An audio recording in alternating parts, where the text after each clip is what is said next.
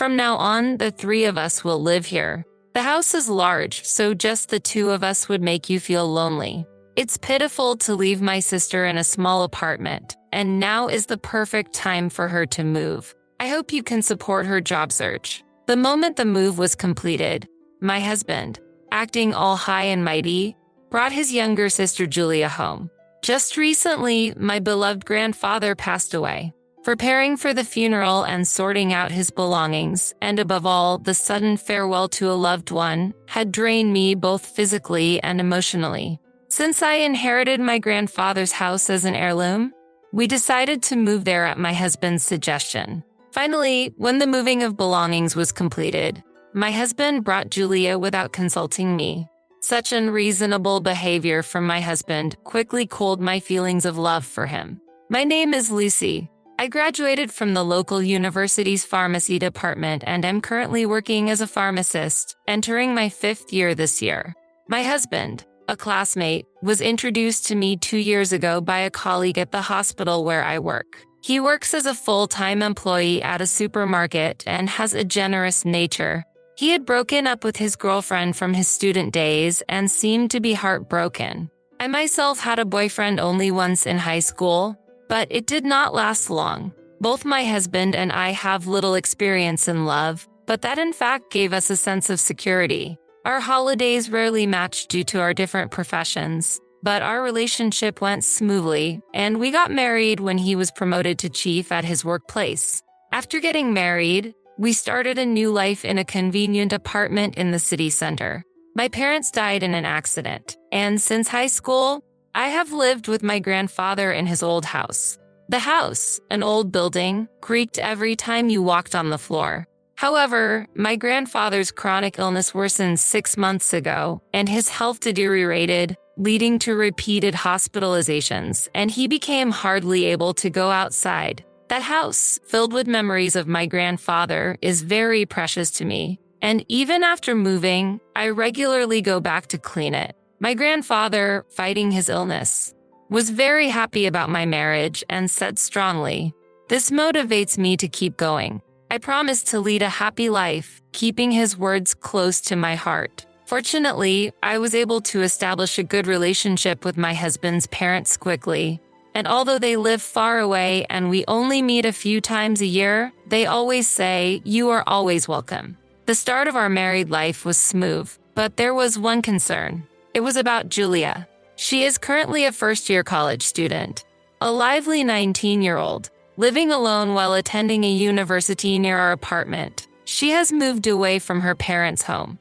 The decision to choose this residence was mainly made by my husband, influenced by the fact that Julia would be attending a university in the city. The siblings have always been close, and Julia had expressed her desire to be near us. It's natural to get along well as a family. However, I immediately regretted not having more discussions with my husband, who had decided based solely on his sister's wishes. 3 days after moving, while I was trying to tidy up the remaining boxes on the weekend, my husband brought Julia over unexpectedly, catching me off guard. With no prior notice and me in casual clothes and no makeup, I couldn't just send her back, so I hurriedly made space and asked her to sit in the living room. Although we had met a few times during our courtship, those occasions were always pre-scheduled, and we met outside, so I was properly dressed. Feeling irritated with my husband, I decided to remain calm in front of Julia. "Congratulations on your marriage. Please take good care of my brother," said Julia, handing me a paper bag. Inside was baked goods from a famous Western confectionery store. "There's no need to be so formal. It would cost me a lot to return the favor," my husband said with an easy laugh, but I couldn't hide my agitation inside. Julia, with her lavish spending habits, owns expensive clothes and accessories that seem too mature for a student. I once asked my husband discreetly if she might be doing something improper, but whenever it comes to Julia, he changes his expression and says, "She wouldn't do such a thing, but I'll offer to help financially if she's in trouble." Julia certainly receives a monthly allowance from her parents. I've heard this directly from her mother and know the details of the amount, so I'm confident it's accurate. Despite receiving ample living expenses aside from tuition, she is now also receiving extra money from my husband. When I point out this excessive indulgence, my husband opposes it, and intense arguments arise between us. While I can understand his concern for Julia, I find it hard to accept him frequently buying her expensive bags and accessories or cooking for her at her apartment. Other than that, he is a kind husband who takes the initiative in household chores, and I have no other complaints about him.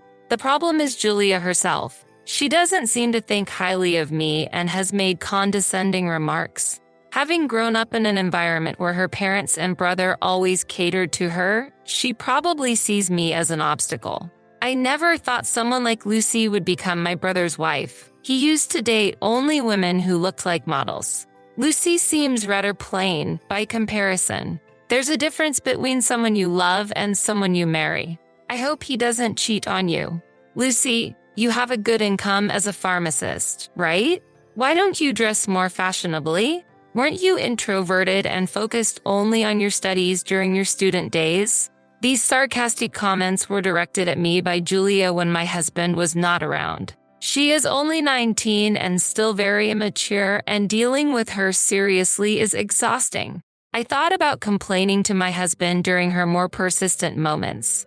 But given his indulgent attitude toward her, the complications that would arise are not hard to imagine. Since the sarcasm remained verbal, I did not tell anyone about it. Knowing we would have a long-term relationship, I decided it might be counterproductive to rush into getting along, so I chose to build the relationship slowly. Julia, who had just recently arrived, visited again without notice. At that time, my husband had not yet returned home, and I was preparing for my afternoon work. The cafe was too crowded, so I came to have lunch here. I brought some friends too. Is that okay? Though her actions were unprecedented and it was difficult to keep my anger in check, Julia's friends were behind her, so I managed to send them away with a calm demeanor. I didn't ask for details, but later that evening while at work, my husband called me several times.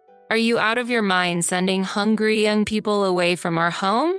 If you were busy, you should have at least given them some money. My sister says you embarrassed her in front of her friends.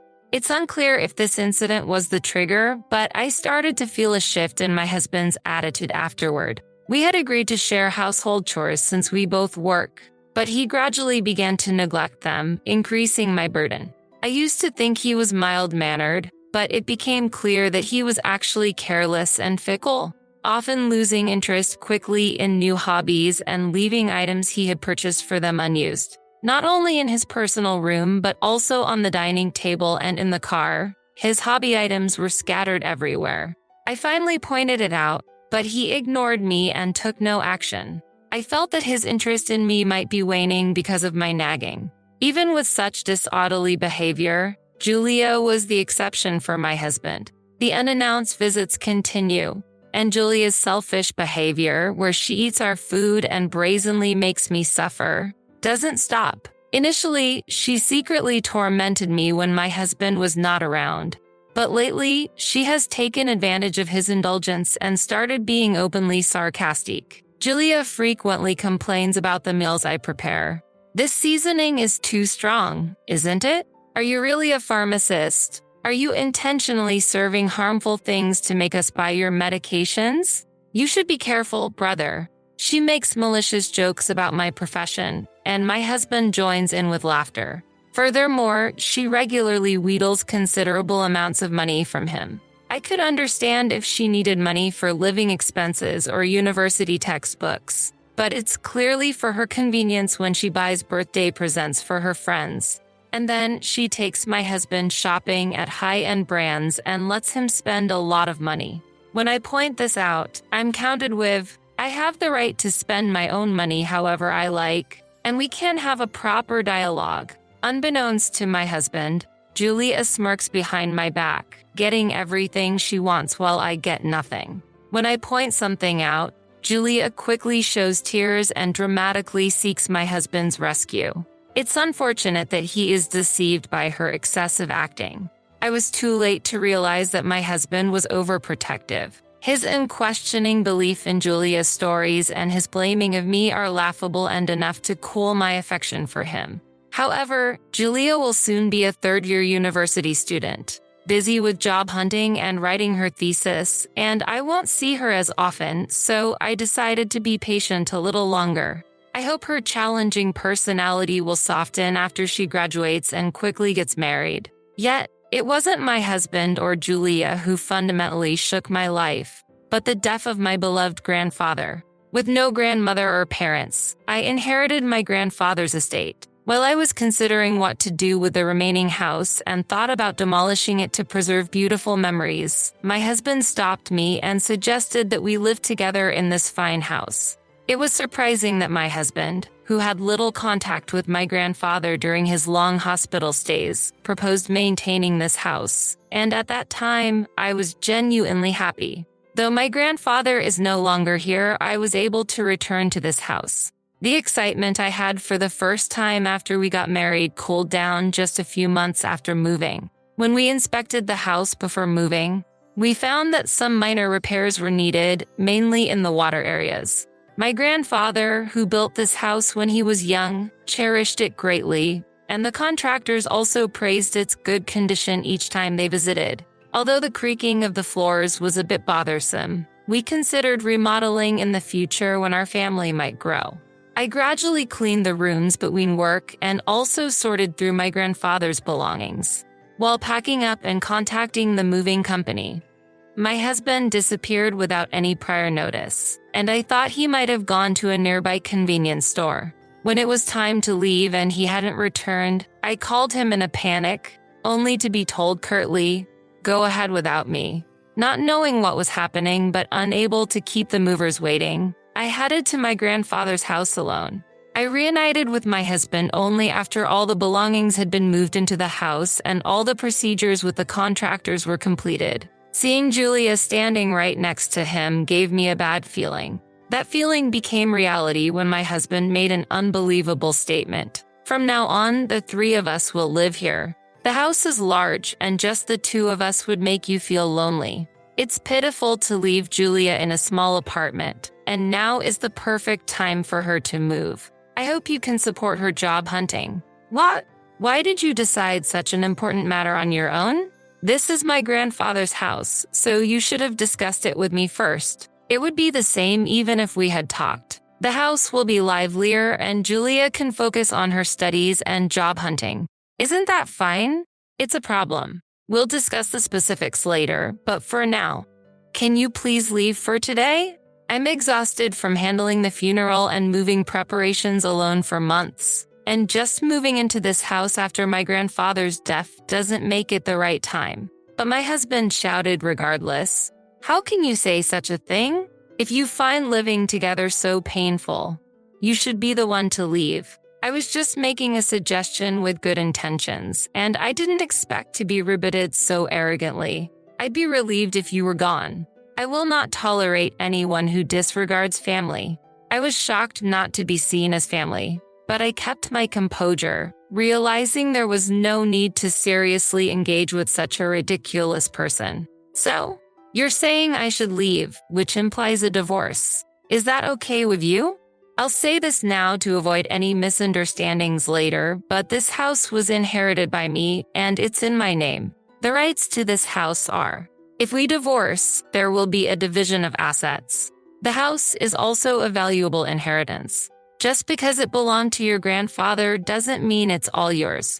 Things don't always go your way in this world. Even if we divorce, I am a legitimate ex-spouse and I have a right to half of it. I'll pay for your half, so please leave." Before I could respond, my husband's reply was utterly nonsensical. "Lucy, you're really strict about money, aren't you?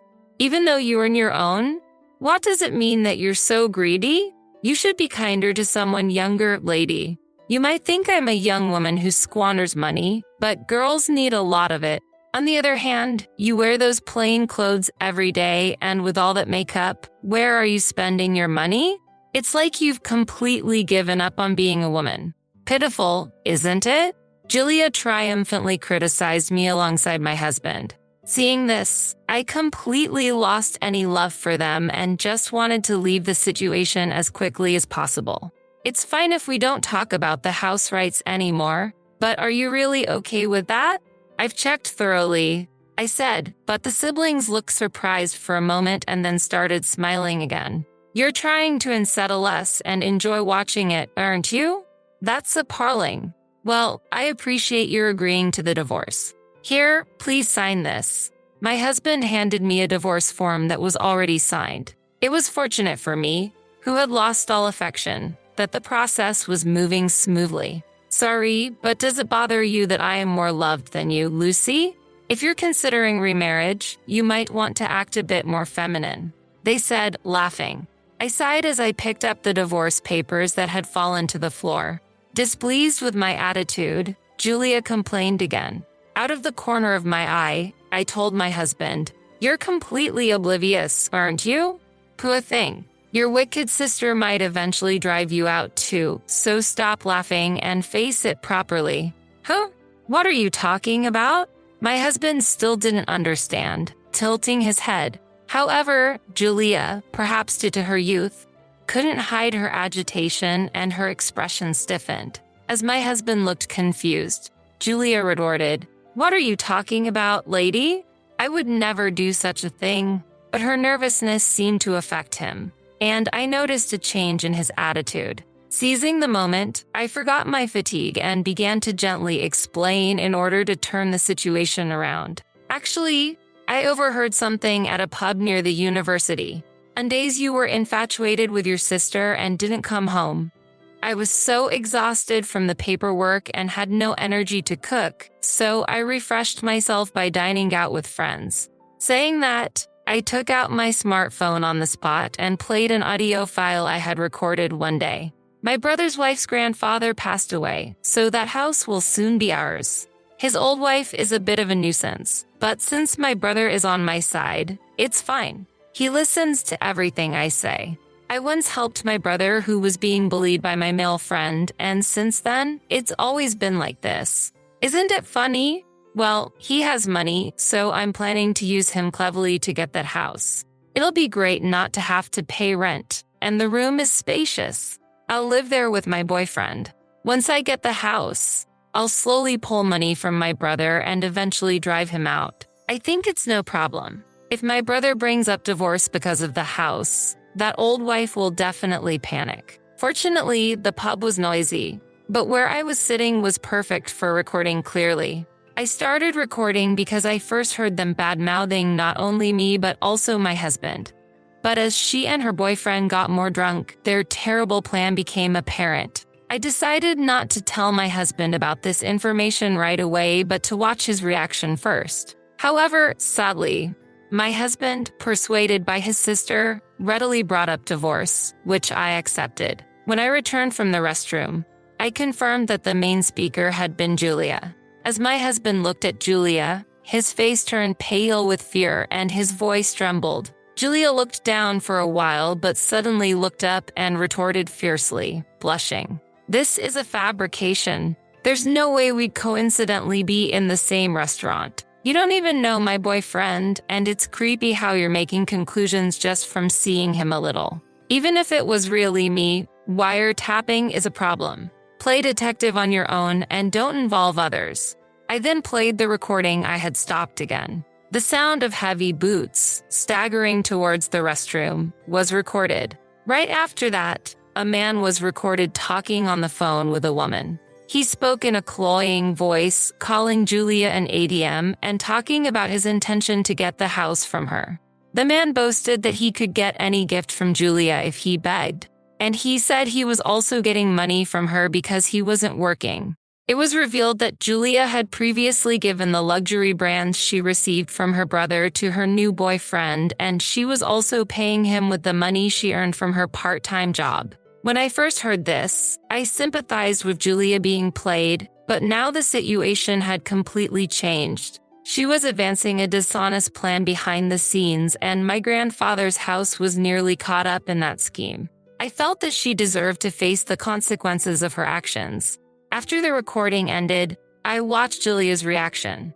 Her face already showed signs of confusion and shock, sinking into a state of complete bewilderment. From this scene, my husband must have undoubtedly realized that Julia was the woman talking to the man and was forced to accept the truth. That is all the truth I needed to share, and there is nothing more to say. As I was about to leave, my husband suddenly grabbed my hand, his eyes burning with fervor. "Wait a minute, Lucy, you know it too, right? I was just deceived. Let's reconsider the divorce. As promised, let's be happy together." However, I calmly responded, "No, there is no need to retract. I also desire divorce. Besides, isn't your dear sister crying? You should take care of her." Leaving those words behind, I briefly flashed my husband a refreshing smile, took my essential belongings, and left the scene immediately. I promptly submitted the divorce papers, and the divorce was successfully finalized. I was looking forward to enjoying single life, but the actual situation was more complex than anticipated, and things were not simple. My ex-husband continued to squat in my grandfather's house, showing no intention of moving. To avoid direct interactions as much as possible, I involved a lawyer. The lawyer repeatedly explained that the inheritance is not subject to property division, but my ex-husband exploded in anger at the law itself, shouting, "What about my rights then? How can a husband have no rights?" And the discussion made no progress. To resolve this issue, I frequently contacted and consulted with my in-laws. They responded swiftly, scolding both my ex-husband and his sister harshly at my grandfather's house and the sister's apartment, making the malicious siblings tremble. My father-in-law is very intimidating when angry, and later, my mother-in-law relayed this story to me with laughter. This explained why my ex-husband stopped visiting his parents' home. Even after the divorce was finalized, my in-laws deeply apologized to me, but I clearly explained that I was not contacting them to seek apologies. My intention was simply to settle matters and start a new life. I told my mother-in-law not to inform my ex-husband that I had changed my contact information, then quietly ended the call. I believe my ex-husband's persistent pursuit of the inheritance is probably due to a lack of savings. Despite my suggestion to open a new bank account for joint savings at the beginning of our marriage, he stubbornly refused. The reason was that he was spending substantial amounts on student loans, mobile phone bills, hobbies, and financial support for his sister, and he claimed he could not afford to save. Ultimately, we agreed to save individually, but as I am actively involved in investment activities, I do not have much cash on hand, and I do not have the means to give him a substantial share. Furthermore, I have conveyed through my lawyer that I will not claim dividing any property. Since my ex-husband signed the contract under the overwhelming intimidation of my father-in-law, it is necessary to ensure that he strictly adheres to this agreement. Ultimately, my ex-husband, who had been squatting in the house I inherited from my grandfather, and his sister, who recklessly spent her money, had to return to their parents' home. My unemployed ex-husband and his sister, who dropped out of college, have taken low-level jobs at a company run by relatives, enduring days of intense physical labor. Under strict supervision, they are being retrained both mentally and physically, laboring in tears each day. During this time, my mother-in-law sent a photo showing how the long hours of work have changed my ex-husband's physique, turning his bare belly into a toned one, but this sparked no emotion in my heart. As for my sister-in-law, she initially tried to use her youth and attractiveness to get close to her boss. But since the president is a relative, her plans utterly failed. Now, having removed all her glamorous nails, she is engaged in agricultural work, experiencing fulfilling labor. Meanwhile, I spend tranquil days in my grandfather's nature-filled house, mourning his death but able to immerse myself in memories by looking through the albums I've organized. In this warm and peaceful home, I plan to host small parties for close friends in the future. This is my small joy and the step towards my new daily life.